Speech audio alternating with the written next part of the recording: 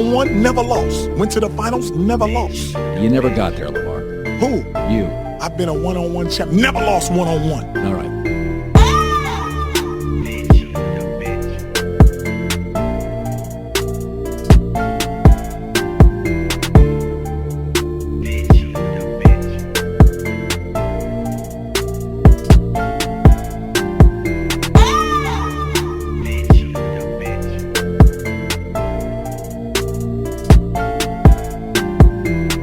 Back at it again, it's the guy Spencer. You know what time it is. It is time for the East Texas top 10 most intriguing games of the week. We're going on to week 7. It's been an incredible football season thus far. A lot of teams are back in action. A lot of them took bye weeks last week. But before we talk about what's going on in week 7 this week, we got to talk about who are the top 10 players, the top 10 plays, and most importantly, the top team of the week. This week's top team of the week is Harmony. An incredible game they played at New Diana this past Friday, 42-41. Held the lead. Diana came crashing back there in the fourth quarter. They held them and stopped them on a 2-point conversion. It was really good to see Boston Seahorn back in action. He's been playing the last couple of weeks. But no, he went down earlier in the year with an injury. But to see him at full capacity, to see the Harmony Eagles and what they could do offensively with Seahorn back there, it's encouraging, especially for those Eagles. And they've got a big showdown with Dangerfield coming up later this year. But more importantly, they're getting a stride. Offensively, they're clicking. Now, defensively, DeJuan Johnson over there at New Diana tore him up. But that's another topic and another conversation. But Harmony, it's this week's team of the week after a huge showdown with Diana, coming up 42-41 in a big victory. So let's get into the top 10 players of the week. At number 10, Samaj Gatson from Marshall, 22 carries, 192 yards, and 3 touchdowns, and a big 31-7 win over Hallsville this past week. Really good job running the football up front. Of course, that's what Marshall does. If you've had a chance to watch Marshall play, they're going to run the ball 85% of the time. And they just kind of beat down Hallsville, and they wore down on them, and they, do what most running teams do, and they pulled away late. Just more physical than the Hallsville Bobcats. Samaj had a pretty big run. I don't know how far he went on that one. And had a big day. 22 carries, 192 yards. He was a bell cow. He was a workhorse. 3 touchdowns. Great day for Samaj Gatson. At number 9, Will Boggs of Beckville. He only totaled the ball 5 times, but he had 179 yards and 2 touchdowns. I also had 1 catch for 67 yards and 1 touchdown. And the big blowout of the week, a 92-12 win over Hawkins is what Beckville did. Of course, they had a big game from Jacoby Williams. Jacoby, ran it through it like he always does each week. But Boggs had the big day. A couple of really big plays. A swing pass that he took 67 yards to the house. And then he had like a 70-yard touchdown run later in the game as well. So he was just all over the place. And this was just a whipping from the jump. Hawkins didn't look very interested in playing Beckville, and Beckville wanted to score 100. They tried to anyway. At number 8, Brett Wells of Troop, 138 rushing yards and 1 touchdown. He also had 13 tackles, 2 of those tackles for loss and 1 fumble force, and a 43-22 win over Quitman. To the head coach's son, Brett Wells, I gave him a little love right here, mainly because of the tackles. 13 tackles and going for over 100 plus on the ground and a big touchdown, plus going 13 tackles on defense, playing both ways of the ball. I think that was quite worth rewarding, and so he gets the A spot here. At number 7, Jackson Moffitt of Van, a pretty efficient day in the air, 11 of 14 for 200. And 32 yards, 3 touchdowns, 59 rushing yards, and a touchdown on the ground. Huge 49-3 win in a rivalry game over Canton. Van's been a better program than Canton for a minute now, so it's not a surprise to see Van go in and take off and take over like they did. Very clean football game from Jackson Moffitt, running RPOs, getting the ball out of his hands, running the zone read, making people miss, gaining first downs. He's just a player. He's a dude, and he's going to be if Van's going to have any kind of success and repeat those playoff success like they had in the past, he's going to have to be a big part of that. So at number 8, Number 7, Jackson Moffitt. At number 6, let's see, Gage Kavanaugh from Ore City. 5 of 6 through the air, 80 yards, 2 touchdowns, and then 13 carries, 214 yards, and 5 touchdowns. 7 combined touchdowns for Gage Kavanaugh, and a huge game for Ore City as they win 56-37 win over Big Sandy. Usually don't pay that much attention to these small schools, you know how I do. But, you know, with so many schools out on the bye, it's time we pay attention to these guys. Ore City, Gage Kavanaugh had a really good game. They came back. They were down. They were trailing Big Sandy. But just some huge runs down in the second half made and pushed this game out of reach. And Gage just had an incredible game. He's also the newspaper's player of the week. So shout out to Gage Kavanaugh for a strong showing against Ore City. At number 5 is Kyler Finney. Not as efficient as we've seen him in the past. 14-27 for 290 yards and 3 touchdowns. But he had 9 carries for 134 yards and 1 touchdown as well. So a true dual threat. A big old dude, big old arm, and he just looks the part. He looks like a quarterback. He handles himself with great composure as a 55-7 win over Commerce. They've got a big game coming up this week against Mount Vernon, a big rematch after last year's loss. I know they lost to Pottsboro. This is actually a big game, though. They had a big game against these guys last week, but I'm expecting a big one this week as well. So at number 4, who we got? Raymond Flournoy. I think I'm saying his name right. Probably not. 16 tackles, 2 tackles for loss, 1 sack. The Pine Tree outside backer in a big win over Nacogdoches, 23-20. Man, a lot of plays were made in this game. I thought Flournoy had played a pretty big game. A lot of tackles at the line of scrimmage, and a couple of them from behind the line of scrimmage. So he did a really, really good job of just being a great football player and coming up and making a lot of big stops for Pine Tree, earning himself the number 4 spot on the week. And number 3, Ricky Stewart, Chapel Hill, 19 carries, 238 yards, 4 touchdowns. He also had 3 catches and 46 yards as well. And they needed every single one of them, a 40-31 win over Palestine. I thought this game was going to be a blowout going into it. But Palestine did a great job on offense, keeping this game competitive, keeping it close. And Ricky Stewart, just a phenomenal effort, phenomenal running back he is. The SMU 4-star running back commit just went off. He just does it in any kind of way, inside zone, outside zone, through tackles, around you, by you, running past you. He's just one of those guys. He's a really good football player. And he pops up here on this list at number 3. At number 2, who do we have? Number 2, Chase Johnson. I think it's his first or second game back after a big injury. 8 out of 10, 309 yards, 4 touchdowns, 42-0 win over Heber Springs. Just a pretty good day for Chase. Very efficient with the ball. Really smart with it. Didn't turn the ball over. Not many mistakes. Scramble for first downs. Just kept it clean. And that's what you do against a team that you know you can kill. And Dangerfield went out and handled and took care of business in a non-dramatic 42-0 win over Heber Springs. And at number 1 is Cash Cross, 18 of 26 for 306 yards and 3 touchdowns, 9 carries, 73 yards and 2 touchdowns. A pretty electrifying touchdown run, as well as Cash leads center pass Rusk in a 76-48 win over Rusk. This was a game of the week for me. Big day out of Caden Dixon as well. Just didn't have any highlights, so I couldn't put him on here as far as where I could find. But Dixon, over 220 yards and 4 touchdowns as well. Center has been putting it on teams. If you can't play defense, they will run the score up on you. No NF buts about it. Now, they've given up points as well, so I expected a lot of points. And looking at the total, 134 points is not something out of this question. I did not know that they were going to run off and win this game by over 20-something points. An incredible day for center, and just a really good outing over Rusk. So let's get into the top 10 plays of the week. At number 10, we're going to start this thing off with Javari Johnson, the Texas high running back, going 63 yards right up the middle. It is a power that he cuts backside, gets out of one block, and then hits that gas, hits the accelerator, and runs through and by the rest of the Mount Pleasant defense. Touchdown, Johnson. And number 9 is Cash Cross right here.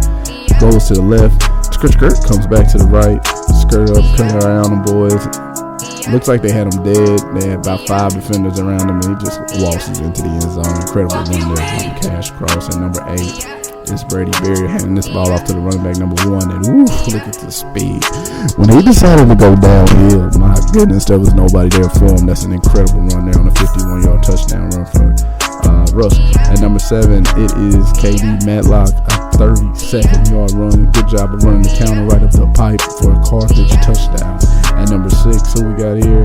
I don't know who this cat is, but this is the drunkest, most funnest jet sweep I've seen in a long time. A bunch of people miss, and then he gets the team to rally behind him for a 25-yard run. That's an incredible effort there from the neck receiver on that one. At number 5, it's Jet Surratt throwing this one up to number 4, I believe. I don't know quite who that is, but just a great, accurate pass and a great catch there on the fingertips. This is incredible. Ledlock throws this one up. He's getting tackled, getting sacked at the same time. Still has the strength to get it out. Boss says, Seahorn says, if you can do it, I can do it too. Getting grabbed, getting drugged to the ground. Throws this one up into a crowd. Touchdown.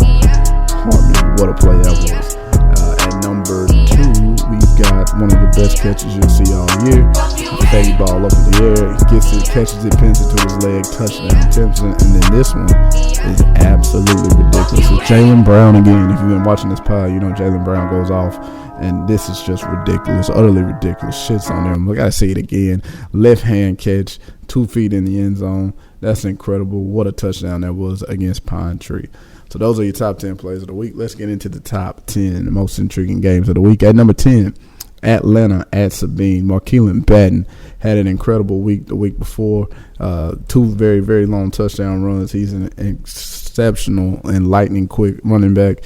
And then they're taking on Sabine. This is district implications on the line. Coach Sparks has had a strong start to the season. Atlanta has had a strong start to the season. Peyton Hendershot is, I believe, is either Peyton somebody. I think his name is Peyton Hendershot. If not, that's a tight end for the Cowboys. One of the two. Anyway, Atlanta has some explosive playmakers. Sabine has an explosive offense. This game should be very fun. And then with district implications on the line, it makes it very, very intriguing. I like Atlanta on the road in this one. At number 9, Van at Russ. Jackson Moffitt against Brady Berrier and Russ. Russ looking to bounce back. Terrible showing on defense last week, giving up 76 points. This time, they're going to have to be able to do it against Van. Now, Van isn't nearly as explosive as center is, but they do play really good defense.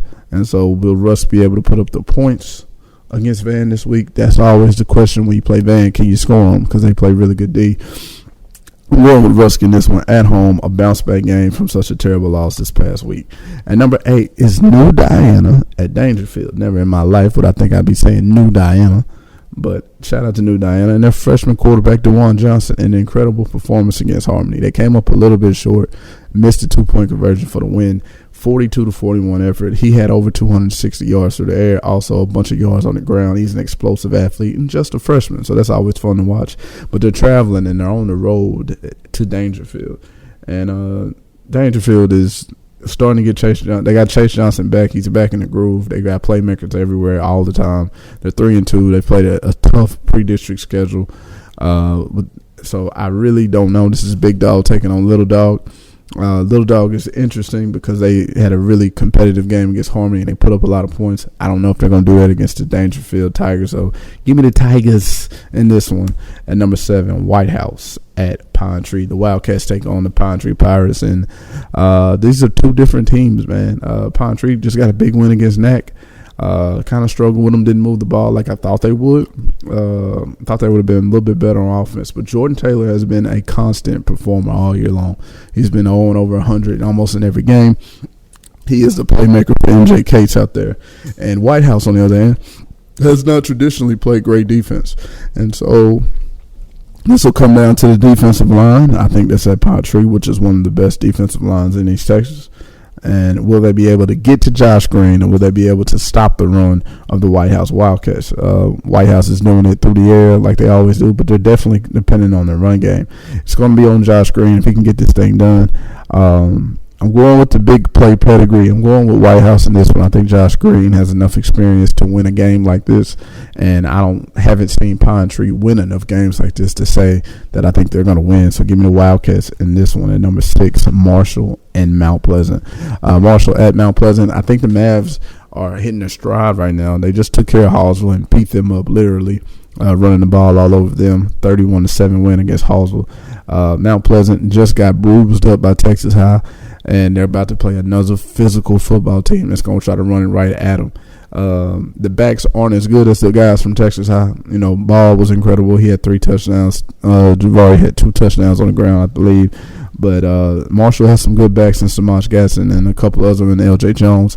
And they're going to turn around and hand them the ball. So it'll be interesting to see if Mount Pleasant can hold up to the run. Interesting to see if Mason McMahon can get the offense off. Marshall's defense isn't as good as Texas High's. He might find a little relief in that. But I still like Marshall in this one in that physical style, taking on Mount Pleasant this week. At number 5, Winsboro at Mount Vernon. A rematch from last year. A very good game they played last year. Of course, Mount Vernon was missing their quarterback, Braden Bennett, during this time. So I thought, that would have been different if he was playing in that game. I like Winsboro in this one, even though Mount Vernon is very, very physical. Mount Vernon is very physical. They're going to run the ball with Dawson Witherspoon. He's going to be a big prominent part if they do win the game of why they win the game. Defensively, Boone Morris is just one of the best defenders in Texas, a 3-star linebacker that's committed to UTSA. Also plays defensive end that's damn near unblockable whenever he gets his hands on the offensive tackle. Very good defense over there in Mount Vernon. But I like Winsboro. I like Kyler Finney. I think their offense is really good, and I think Kyler is just being him right now. I think he's one of the best signal callers in East Texas, and he's done everything but prove it. He's done everything to prove it here in the first 5-6 weeks of the year. So give me Winsboro on this one. Number 4, Tyler High at Lancaster. This is big for both teams. Lancaster is the most talented 1-4 team in the state of Texas. Talent everywhere around them. They've had a very tough pre-district schedule. Then they had Longview the first week of the district. So a very tough schedule for Lancaster. I think they'll roll against Tyler High. And I'm not saying that to shit on Tyler High. Tyler High has been a very good football team. They've played incredible defense. They've been stopping people left and right. They even fought very hard against McKinney North. Came back and took the lead, and then they took the lead back at the end of the game. If I think that's how it went, 31-26 loss to McKinney North. Who McKinney North did beat Lancaster. So I'm not saying that Tyler can't play with these guys, but I know if Lancaster is as hungry as I believe they are. And that's only if they're hungry as they believe they are. Because if they come out flat, Tyler will beat them.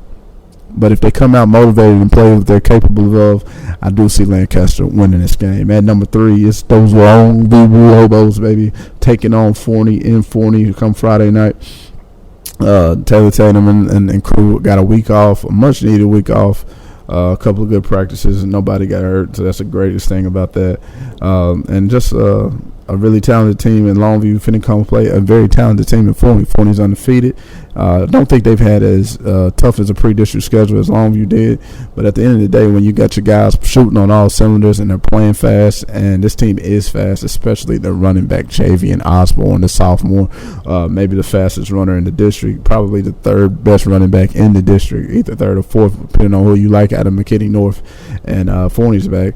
But Osborne is incredible, and if he hits some creases, he can go to the house like he did against Longview last year. So they're confident coming to this one, and it'll be a fun game between a big dog and a rising star in Forney as well. So give me Longview, duh. And number 2, Pleasant Grove at Gilmer. Now this one I am just super excited about. This is pretty much the district championship when they put these two in the district. Pleasant Grove has not been as sharp as I thought they would be this year, but they have been stopping people. They haven't been putting up a whole lot of points, but they have been stopping people. And what Gilmer hasn't been doing is stopping people. Gilmer's been scoring a lot of points, but they haven't been stopping people. A bye week for both of them. So Gilmer's going to come in with a plan to try to be as explosive as possible. They're at home. This is a fun game. You guys need to get out and try to get to this one if you're in the East Texas area. I don't know who I like in this game. If Pleasant Grove would have been handling their schedule a little bit better than what I thought they would, I would say them convincingly. But I'm not able to say that convincingly. I do like Pleasant Grove to win. but I would not be surprised at any result that happens because these two are two prominent programs that have won a lot of football games over the last 10 years, and it'll be very, very interesting to see what goes down Friday night. And the number one game to me is Kilgore at Lindale. And this is very interesting because Lindale has one of the more explosive run games in East Texas. The offensive line play has been incredible. They lost a couple of two good players, but they still got the best offensive lineman in East Texas and damn near probably the best offensive lineman in the state. And Casey Poe committed to Alabama. Clint Thurman has been an incredible running quarterback. He's a dual threat. He's going to run for 100. He's going to throw for 100. He might even throw for 200. Might even run for 200. Kilgore's defense has been good. All year long, they're a physical group, but this is two teams that know each other very well. Lindale has had success for them against them on offense, but what they have not done is been able to stop Kilgore.